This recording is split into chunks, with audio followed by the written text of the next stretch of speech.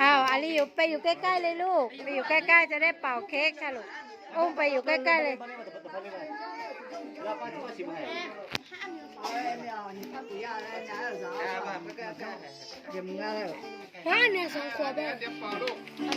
โอเคร้องเพลงด้วยกันนะคะเด็กๆไปใกล้ๆเลยลูก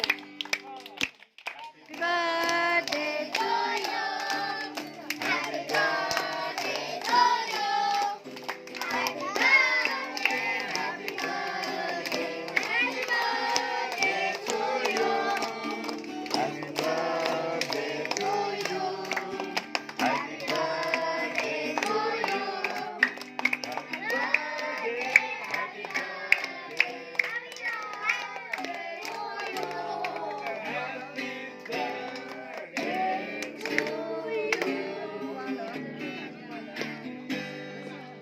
โอเคน้องในเป่าเค้กก่อนแล้วค่อยอธิษฐานลูกแต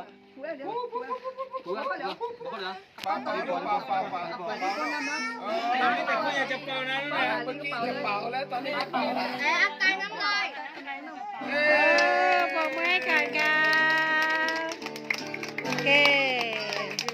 ให้พี่บอลใช้ที่ทานเลยค่ะ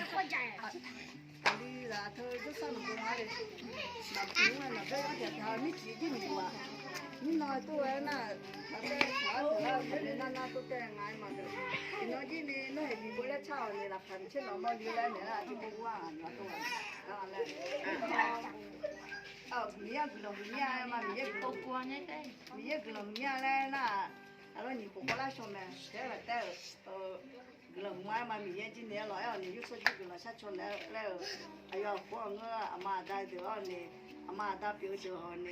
有啊啦，有啊，你爬出来呢，那得会打个了下船来，设计了会带个了下船来，那路了，会打到下船来。อันนี้โอเคงั้นเริ่มจากการอธิษฐานเนาะใครดอกมันช่างมาดีโอเคอาเมนลูกที่ไหนด้วยกันพระบิดาเจ้า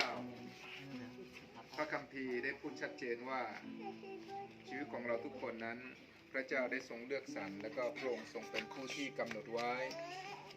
ตั้งแต่ก่อนที่เราจะเกิดมาและพระองค์ทรงให้เราทั้งหลายได้เกิดมาบนโลกใบนี้ตามพระประสงค์ของพระองค์เพื่อเราจะรู้จัก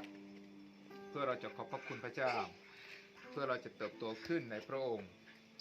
ค่ำคืนนี้เราขอบคุณพระเจ้าที่มีโอกาสได้คิดถึงวันคล้ายวันเกิดของน้องเหนือขอบคุณพระองค์ที่พระองค์ทรงได้กระทำการอัศจรรย์ในชีวิตของน้องเหนือเราทุกคนรู้ว่ามีประสบการณ์หลายอย่างที่ดูเหมือนเป็นไปไม่ได้แต่สุดท้ายเมื่อพระองค์ทรงมีพระคุณที่ยิ่งใหญ่น้องเหนือได้เกิดมาด้วยพระคุณของพระเจ้าโดยแท้จริงขอพระคุณพระเจ้าที่น้องเหนือได้เกิดมาบนโลกใบนี้และก็ได้สะท้อนถึงพระคุณของพระเจ้าสร้างความสุขความชื่นชมยินดีให้กับครอบครัวแม้จะเป็นอโปเองแม้จะเป็นหญิงเองแล้วก็คุณยายรวมทั้งญาติพี่น้องทั้งสองฝ่ายขอบคุณพระเจ้าที่วันนี้น้องเหนือได้เติบโตขึ้น2 ขวบแล้วโดยพระคุณของพระเจ้าแม้ว่าต้องเจอกับสุขภาพที่หลายครั้งก็ต้องรับการรักษาและก็อ่อนแอแต่ด้วยพระคุณของพระเจ้าพระองค์ก็ทรงดูแลป่วยเมื่อไหร่ก็ได้รับการรักษาจากพระเจ้ามีความสุขและก็สร้างสีสันให้กับครอบครัวขอให้นับจากนี้ไปเป็นอีกช่วงหนึ่งที่พระองค์จะทรงทำงานในชีวิตของน้องเหนือและก็จะเป็นกำลังจะเป็นความชูใจเป็นความชื่นชมยินดีของครอบครัวและขอพระเจ้าทรงอวยพรสำหรับพ่อกับแม่ในการดูแลด้วยสติปัญญาด้วยความรักที่มาจากพระเจ้าอวยพรกิจการงานทุกอย่างที่ครอบครัวได้กระทำแม้จะเป็นเกี่ยวกับสวนแม้จะเป็นอาชีพการงานที่ทำอยู่ในปัจจุบันนี้และก็สุขภาพร่างกายของทั้งครอบครัวอยู่ในพระคุณของพระเจ้าด้วยเช่นกันอวยพรผู้ที่มีส่วนในชีวิตของน้องเหนือให้ได้รับพระพรอย่างมากมายและก็เราทั้งหลายในค่ำคืนนี้อยู่ที่นี่เพื่ออวยพรให้วันนี้เป็นอีกวันหนึ่งที่พระเจ้าทรงอวยพรน้องเหนือและก็ครอบครัว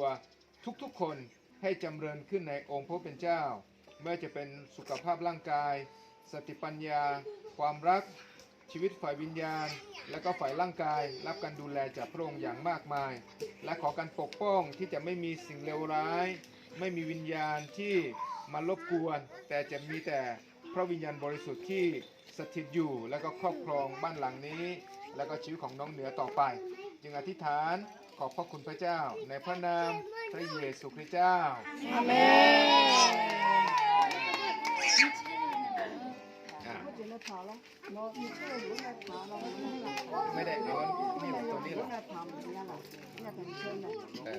很深的，很深的。 ให้น้องเหนือผ่า ให้น้องเหนือผ่าซี่แรก จับมือเขาแล้วก็ผ่าให้ 他吹牛是个溜溜光溜光。 แป๊บหนึ่งลูกแป๊บหนึ่งลูก โอเค